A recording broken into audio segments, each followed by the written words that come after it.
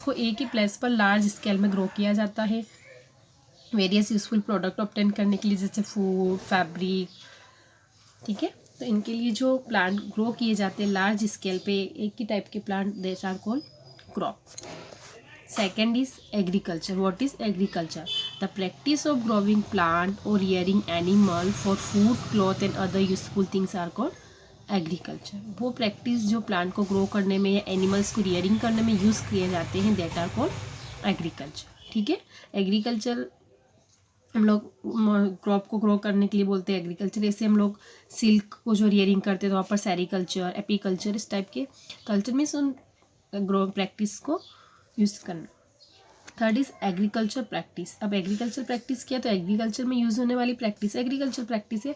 तो all the activities involve in the production of crop, वो सारी एक्टिविटीज़ जो क्रॉप के प्रोडक्शन में इन्वॉल्व होती है, start from the preparation of soil. Crop production में जो स्टार्ट होती है वो कहाँ से होती है? Preparation of soil to the cultivated crop, and this activity are called agriculture practice. इनको क्या बोलेंगे? Agriculture practice. मीन्स एग्रीकल्चर में जो जो भी प्रैक्टिस होती है. Third question, answer the following question in 1 to 3 sentence. तो फर्स्ट है what are kharif crop. Kharif crop क्या है और give two example of the same.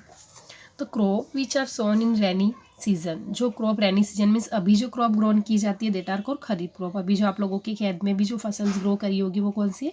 Kharif crop. Because अभी रेनी सीजन चल रही है तो रेनी सीजन में ग्रो होने वाली क्रॉप्स कौन सी होगी? खरीफ क्रॉप. तो अभी क्या क्या ग्रो किया है?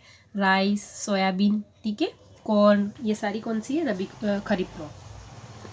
सेकेंड क्वेश्चन है what are rabi crops, give two example. तो crop that are sown in winter season are called rabi crop. जो विंटर सीजन में ग्रोन करी जाती है वो क्रॉप कौन सी होती है? Rabi crop. Example wheat and gram. ठीक है. List the basic agriculture activities in a sequence. Sequence में हमें एग्रीकल्चर प्रैक्टिस के नेम देने. तो फर्स्ट क्या? Preparation of soil. सबसे पहले सॉइल को प्रिपेयर किया जाता है. सेकेंड सोविंग, उसमें सीड डाले जाते हैं सॉइल में. Third adding manure and fertilizer. ये पूरा एक ही है ना, एडिंग मैन्योर एंड फर्टिलाइजर. इसमें सॉइल के अंदर मैन्योर और फर्टिलाइजर ऐड किए जाते हैं. Then irrigation, water supplying method. Then weeding, harvesting, threshing and storage. ये सारी एग्रीकल्चर प्रैक्टिस है जो सीक्वेंस में दी हुई है. ठीक है ना. फिर प्रिपरेशन ऑफ सॉइल और ये सब डिटेल में हमने आपको बता दिया था वीडियो में. अब क्वेश्चन आंसर फिर है. Let's try 2. The method of preparing of soil, उसको क्या बोलते हैं? Ploughing. The process of planting seed, seed को प्लांट करने की प्रोसेस या सीड डालने की process, that are called sowing.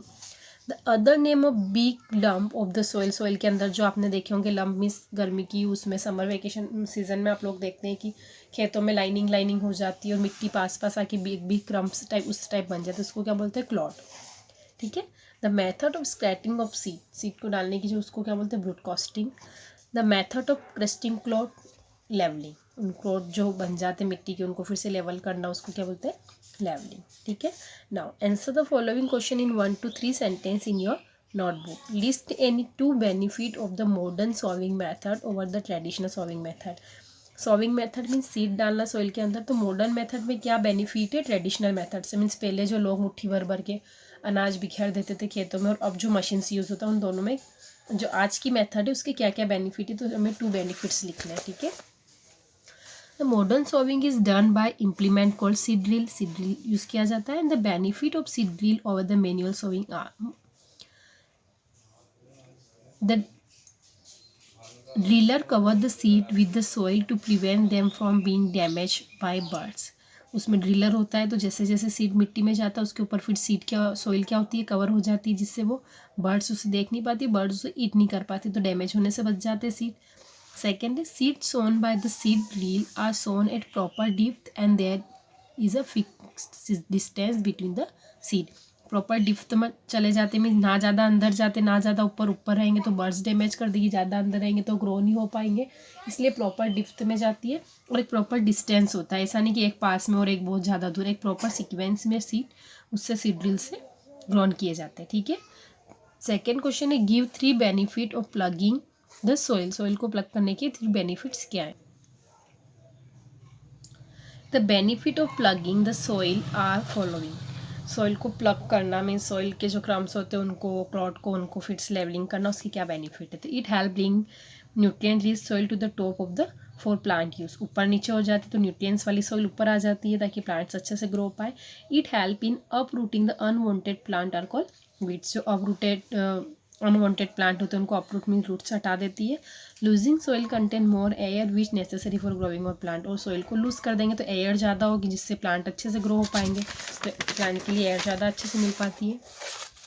Third question है why is the levelling of soil essential before sowing that seed. Seed को सोविंग करने से पहले आप लोगों ने देखा होगा जैसे ही समर में मतलब सीज़न ख़त्म होने वाला रहता है, रेनी सीज़न आने वाली रहती है, तो फार्मर्स क्या करते हैं अपने खेत को लेवलिंग करवा देते हैं. सॉइल के जो मिट्टी के जो पूरे पत्थर मतलब उस क्लॉट बन जाते हैं उनको फिर से पूरा क्रश करवा के लेवलिंग करवाते हैं खेतों में. तो वो क्यों की जाती है, तो before even after ploughing some big lumps of the soil are called clods. जो क्लॉट्स बन जाते हैं are left in the field, वो फील्ड में होते हैं, तो this should be crushed to as and separating of roots. तो क्रश कर देते ताकि रूट्स अच्छे से सेपरेट हो पाए, अच्छे से जा पाए अंदर तक. वॉट इज़ प्लगिंग, प्लगिंग क्या है, नेम द ट्रेडिशनल और मॉडर्न प्लगिंग इम्प्लीमेंट्स. तो the process of turning and loosening of soil is called ploughing. Soil को लूज करना और टर्न करना, this process is called ploughing. And the main implement used for ploughing are plough, hoe and cultivator. ठीक है, तो हम लोगों के लेट्स ट्राई 2 के क्वेश्चन आंसर हो गए. अब लेट्स ट्राई 3 में हमें मैन्योर पढ़ा था, फर्टिलाइज़र देखा था. फर्टिलाइजर्स क्या होते हैं, different between manure and fertiliser. ठीक है, इरीगेशन जिसमें हमने वाटर सप्लाइंग मेथड्स देखी थी. तो क्वेश्चन आंसर इनमें भी है. Let's try 3. फर्स्ट क्वेश्चन है give two example of each provide. इनके एग्जाम्पल्स देने और यहाँ जो प्रोवाइड स्पेस है इसमें लिखना है. मैन्योर तो कंपोस्ट और फार्म यार्ड मैन्योर. फर्टिलाइज़र में 2 लिखना था हमें, तो अमोनिया लिखा था हमने और एनपीके लिखा था. ट्रेडिशनल इरीगेशन में चैन पंप होती थी और वो होती थी. मॉडर्न इरीगेशन में कौन कौन सी मेथड है, ड्रिप और sprinkle system. Define the following term in your notebook. Compost, compost क्या होता है, तो compost are natural organic substance that are obtain by the decomposition of plant residue and animal waste. Animal waste और plant waste को आपने देखा होगा Dick करके डाल दिया, गड्ढे में डाल दिया जाता है. देन वो जब डिकम्पोस्ट हो जाता है उसे क्या बोलते हैं, compost. Compost is prepare by the decomposition of decline plant, fruits, vegetable और एनिमल वेस्ट. फर्टिलाइजर, तो fertilizer are chemical product produce in the factory and used in the enhance the specific nutrition of the soil. Soil की कुछ specific nutritions को enhance करने में उसका use किया जाता है. केमिकल मेथड से इसको प्रोड्यूस किया जाता है. ठीक है. Farmyard manure. The manure prepared by mixing cattle dung, urine, or impan of straw and farmyard waste are called farmyard manure. जो भी प्लांट का वेस्ट बचता है, उनका एनिमल का जो डंक होता है, कैटल डंक, उनको सबको मिक्स करके जो बनाया जाता है वो क्या होता है, फार्मयार्ड मैन्योर. आप लोगों ने देखा होगा खेत के आसपास जो काऊ डंक और ये सब डला होता है उससे जो बनता है उसी को बोलते हैं. ठीक है. DA irrigation. इरीगेशन मीन्स क्या, the process of supplying water to the crop in the field at regular duration by means of canal, tube well, rivers or any other artificial methods are called irrigation. means plant को water supply करना, this process is called irrigation. Water logging. Saturation of soil with water is called water logging. It happen due to excess water to the soil. मतलब ज़रूरत से ज़्यादा जब पानी खेतों में इकट्ठा हो जाता है, सोइल में हो जाता है, तो उसको क्या बोलते हैं, water logging. Answer the following. Give 3 benefit of crop rotation. Crop rotation, crop rotation means इस बार अगर हम लोगों ने सपोज वीट ग्रोन किया तो नेक्स्ट टाइम उस प्लेस पर कोई और क्रॉप ग्रोन की जाती ताकि न्यूट्रिशन जो पाए सोइल में इनहेंस इनरीच हो पाए. सपोज इस बार पल्सेस ग्रो करी तो पल्सेस के प्लांट उसमें रूट्स में क्या होते हैं, नोड्यूल्स होते हैं जिसमें राइजोबियम बैक्टीरिया होते हैं जो प्लांट के एटमॉस्फेयर की जो नाइट्रोजन होती है उसे फिक्स करेगा. तो नेक्स्ट टाइम हम वहाँ पर पल्सेस ना ग्रो करके कोई और प्लांट ग्रो करेंगे जिससे वो नाइट्रोजन किसी और प्लांट को मिल पाए. ऐसे क्रॉप रोटेशन अगर चलता रहता है तो सॉइल की जो न्यूट्रिशंस है वो बने रहती है और फर्टिलिटी अच्छी हो पाती है. तो increase the production of crop production increase होता है उससे. Control the disease and many insect.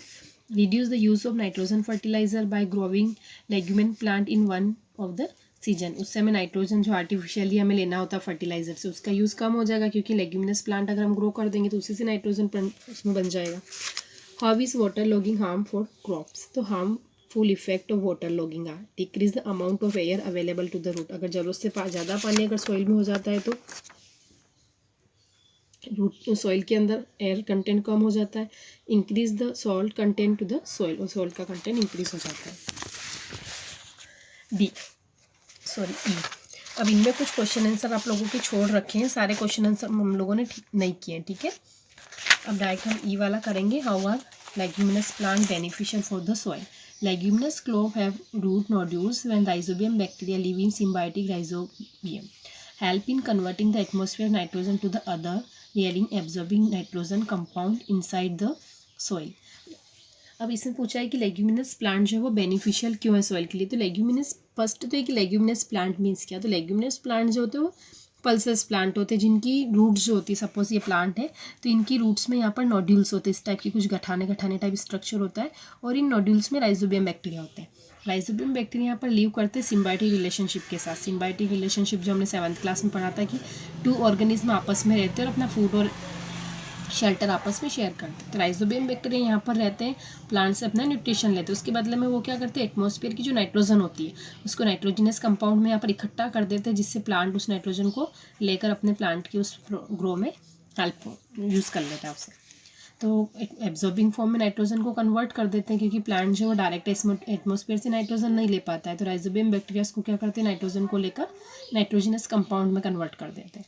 This compound are available to plant that they are later go in that soil। 4th question है draw a comparison between the modern irrigation method और traditional irrigation method. यही question हमने यहीं तक किया, उसके बाद के क्वेश्चन आंसर हम लोगों ने नहीं कर रखे हैं, ठीक है। क्वेश्चन आपका लेट्स ट्राई कीजिए, यही खत्म हो रहा है, देन फिर लेट्स ट्राई 4 स्टार्ट हो रहा है। तो modern irrigation it require less water, इसमें लेस वाटर की ज़रूरत होती है। अभी जो मेथड्स यूज़ हो रही है ड्रिप इरिगेशन और स्प्रिंकलर। और रिक्वायर मोर वाटर, इसमें वो ज़्यादा पानी की ज़रूरत होती है। No physical effect is required, और physical effect is required in the done with the help of human power और बाय एनिमल पावर। या तो ह्यूमन पावर या एनिमल पावर से इसको यूज़ किया जाता है। आप लोगों ने देखा होगा एनिमल्स को गोल गोल रोटेट किया जाता है, जिससे वेल के अंदर से वाटर ऊपर आता है, देन फिर वो फील्ड में डाला जाता है। और इसमें फिजिकल इफेक्ट की ज़्यादा ज़रूरत नहीं होती है। Drip irrigation sprinkler are few example, और इसमें है moat chain pump are few example, ठीक है। तो लेट्स ट्राई 3 तक के जो क्वेश्चन आंसर है आपके सारे कंप्लीट हो चुके हैं, एक्सप्लेनेशन भी हो चुका है। इनको लर्न करिए आप लोग अच्छे से, ठीक है। जब टाइम टेबल आएगा तो उस टाइम टेबल में आपका साइंस का भी रहेगा, उसके अकॉर्डिंग आप लोगों का ऑनलाइन टेस्ट होगा और इन्हीं क्वेश्चंस के अंदर से आप लोगों का टेस्ट होगा। तो इनको अच्छे से समझिए आप लोग और इसको लर्न करिए, ठीक है। और आप लोग अपनी नोटबुक कंप्लीट कर लीजिए, हम किसी भी दिन आपकी नोटबुक मंगवा सकते हैं। Thank you.